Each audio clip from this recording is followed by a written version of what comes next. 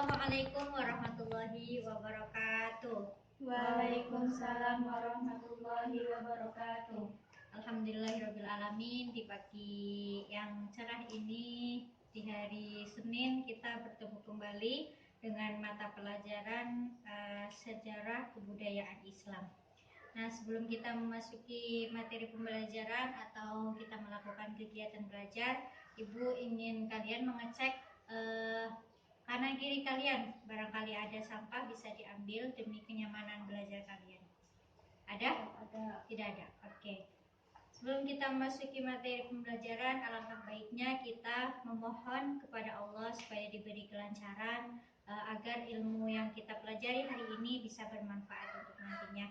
Ibu persilahkan untuk ketua kelas memimpin doa. Berdoa dimulai.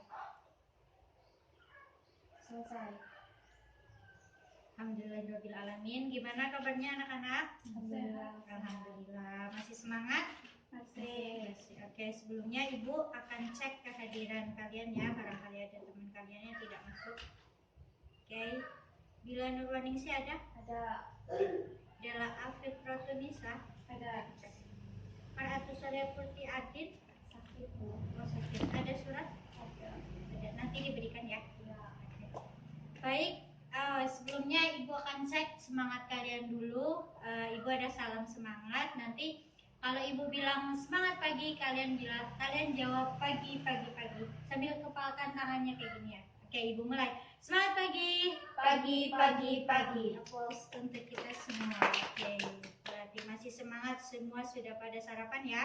Sudah. Oke. Nah, untuk mapel SKI ini atau sejarah budaya Islam ini kita akan masuk pada bab peran utama Islam dalam memperjuangkan kemerdekaan Indonesia. Nah, sebelumnya Ibu akan sampaikan terlebih dahulu kompetensi dasarnya, yaitu yang pertama ada menghayati pentingnya peran umat Islam dalam pembangunan sebagai cerminan iman kepada Allah Subhanahu wa taala, lalu mengamalkan sikap juang tinggi dan sikap inovatif, kreatif serta dinamis.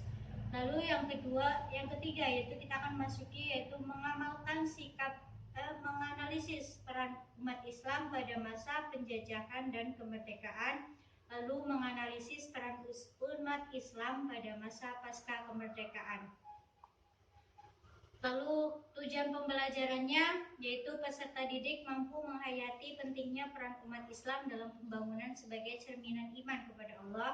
Peserta didik mampu mengamalkan sikap semangat juang tinggi dan sikap inovatif, kreatif, dan dinamis dalam kehidupan sehari-hari. Lalu peserta didik mampu menganalisis peran umat Islam pada masa penjajahan dan kemerdekaan. Lalu yang terakhir ada peserta didik mampu menganalisis peran umat Islam pada masa penjajahan pasca kemerdekaan. Nah, kita akan masuk ke materi pembelajaran. Silakan anak-anak perhatikan ya, jangan ada yang mengobrol sendiri atau bercanda. Nah, untuk peran umat Islam pada masa penjajahan kemerdekaan ini Ibu awali dengan yaitu pada masa penjajahan yang dimulai sejak abad ke-15, yaitu dari kedatangan dari bangsa Portugis, Belanda, Spanyol. Lalu dari mereka ini awalnya datang untuk mencari rempah-rempah, akan tetapi di sisi lain ternyata mereka mempunyai niat lain, yaitu untuk menjajah negara kita Indonesia. Nah, dari situ perjuangan umat Islam dapat mengusir penjajah dan meraih kemerdekaan dibagi dalam beberapa tahap perjuangan, yaitu yang pertama pada masa penjajahan kemerdekaan, lalu di mana perjuangan rakyat itu dibayangi oleh perpecahan atau pecah belah politik yang dinamakan Divide et Impera, atau yang kedua yaitu pada masa kebangkitan nasional. Nah, pada masa awal atau pada masa penjajahan ini perlawanan yang dilakukan oleh para pejuang di daerah-daerah dan semangat masing-masing tanpa ada pola hubungan untuk menjalin persatuan. Nah, dari sini Belanda itu menerapkan yang namanya politik Divide et Impera, atau yaitu suatu kombinasi strategi politik, militer, dan ekonomi yang mana bertujuan yaitu untuk mendapatkan menjaga kekuasaan dengan cara memecah kelompok besar menjadi kelompok-kelompok kecil yang nantinya mereka itu akan mudah untuk ditaklukkan atau dikalahkan.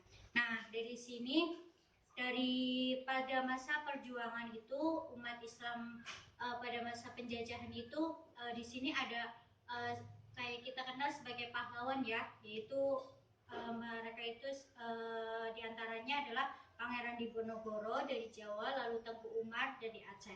Nah, setelah pada masa penjajahan kemerdekaan belum usai untuk penjajahan, maksudnya dari pada tahun-tahun tersebut itu penjajahan Belanda belum selesai dan mereka itu belum kembali ke negara mereka masing-masing. Nah, dilanjutkan pada masa kebangkitan nasional di mana para pemuda ini mereka itu dengan semangat nasionalismenya, yaitu yang belajar di luar negeri, entah itu di Timur Timur atau di Barat, yaitu dengan semangat nasionalismenya mereka itu kembali ke Indonesia untuk bersatu berjuang meraih kemerdekaan. Nah, tadi itu pada masa penjajahan kemerdekaan itu kan kita kenal sebut pahlawan, yaitu ada Pangeran Diponegoro dan Pangeran Tengku Umar. Nah, dari para pemuda ini atau pada masa kebangkitan nasional ini juga ada tokoh-tokoh yang sangat berperan. Nah, ya itu diantaranya ada Hos Cokro Aminoto, lalu Kiai Haji Ahmad Dahlan dan Kiai Haji Hashim Asyari dan tokoh-tokoh lainnya. Dan mereka itu sangat berperan dalam organisasi pada masa kebangkitan nasional. Nah, dari sini ada yang mau bertanya?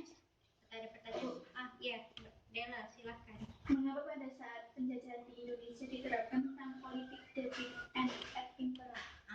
Ya, seperti yang Ibu jelaskan tadi, yaitu Belanda itu menerapkan adanya politik Dev Impera, yaitu di mana itu merupakan suatu kombinasi atau strategi politik mereka, yaitu untuk memecah belahkan dari Indonesia itu terdapat kelompok besar, akan tetapi mereka itu masih terlalu kayak susah untuk ditaklukkan. Nah, dari sini, dari politik ini yang David Impera ini Belanda itu kayak dari sini punya strategi untuk bisa memecah belah kelompok-kelompok besar itu tersebut agar mereka itu dapat ditaklukkan atau dijajah begitu.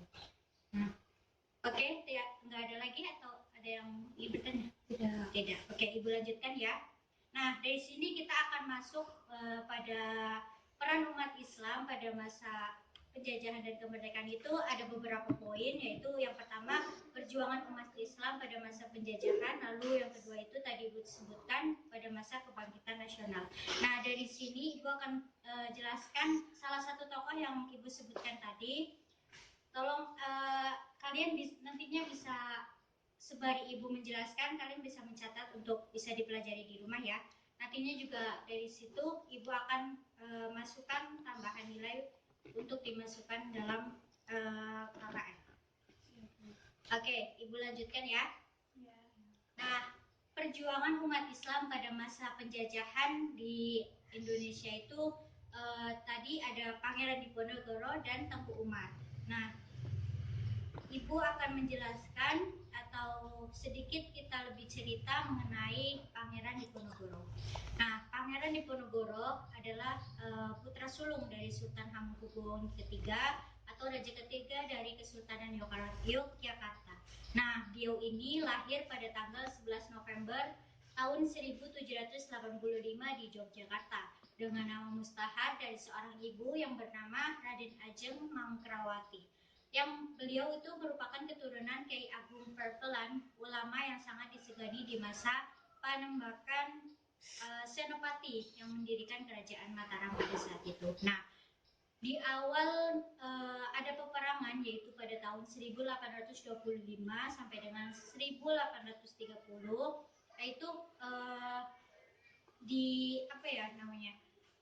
diawali dengan yaitu dari pihak Belanda memasang patok di tanah milik Pangeran Diponegoro, yaitu di desa Tegalrejo tepatnya. Nah, dari sini dimulai pertempuran awal Pangeran Diponegoro dan pihak Belanda. Nah, pada tahun 1825 sampai 1826 Nah, di sini peperangan atau pertempuran itu selalu dimenangkan oleh pihak Pangeran Diponegoro. Nah, melihat semakin kuatnya Diponegoro dan meluasnya medan pertempuran, di sini Belanda mulai khawatir akan kemenangan yang selalu dimenangkan oleh Pangeran Diponegoro dan pasukannya. Nah, sampai dengan tahun 1829 perkiraan itu ada 200.000 dari pasukan Pangeran Diponegoro itu gugur. Nah, dari sini maka Pangeran Diponegoro itu bersedia untuk melakukan perundingan kepada pihak Belanda. Nah, akhirnya Pangeran Diponegoro ini ditangkap di tempat perundingan tersebut. Nah, lalu dipindah ke Makassar. Nah, dia wafat pada tanggal 8 Januari 1855.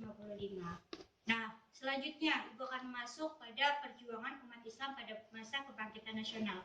Nah, dari sini terdapat beberapa tokoh, yaitu diantaranya Cokro Aminoto, lalu Kiai Haji Ahmad Dahlan, dan yang terakhir ada Kiai Haji Hashim Asy'ari atau tokoh-tokoh lainnya. Tapi di sini Ibu akan menjelaskan kita akan mengenalkan, Ibu akan mengenalkan yaitu dari salah satu dari tokoh, yaitu yang pertama ada Cokro Aminoto atau yang kepanjangannya itu berarti Haji Umar Syahid Cokro Aminoto. Nah, beliau ini lahir di Ponorogo, Jawa Timur tanggal 6 Agustus tahun 1882. Nah, beliau ini meninggal di Yogyakarta pada tanggal 17 Desember 1934 pada umur 52 tahun. Nah, pada bulan Mei 1912, Cokro Aminoto ini bergabung dengan organisasi Syarikat Islam yang dimana pada tahun 1929 ini SI atau Serikat Islam ini diusung sebagai Partai Syarikat Islam Indonesia sehingga menjadi peserta pemilu pertama pada tahun 1955. Nah, mungkin karena kita jamnya sudah akhir, maka Ibu cukupkan sampai dengan di sini. Untuk penugasan minggu depan, yaitu silakan kalian mencari ya untuk dirangkum kembali, yaitu berarti kita akan masuk pada materi peran umat Islam pada masa pasca kemerdekaan. Nanti bisa bisa dikumpulkan terlebih dahulu untuk Ibu cek sebagai dan akan Ibu masukkan ke dalam nilai tambahan kalian. Oh ya, sebelumnya bisa dibacakan dari salah satu kalian yang Ibu bisa dijelaskan, mungkin dari Mbak dulu, silakan. Perjuangan umat Islam pada masa kebangkitan nasional. Gus Cokro Aminoto atau Haji Umar Said Cokro Aminoto lahir di Ponorogo, Jawa Timur 6 Agustus 1882 dan meninggal di Yogyakarta 17 Desember 1934. Pada bulan Mei 1912, Cokro Aminoto bergabung dengan organisasi Serikat Islam. Perpecahan SI menjadi dua kubu karena masuknya infiltrasi komunisme yang memaksa Cokro Aminoto untuk bertindak lebih hati-hati kala itu. Dan pada tahun 1929, SI disungsung sebagai Partai Serikat Islam Indonesia hingga menjadi peserta pemilu pertama pada tahun 1929. Oke, baik, terima kasih Mbak Bila. Oke, silahkan kumpulkan ya. Mau Ibu cek terlebih dahulu, besok Ibu kembalikan untuk pertemuan yang selanjutnya.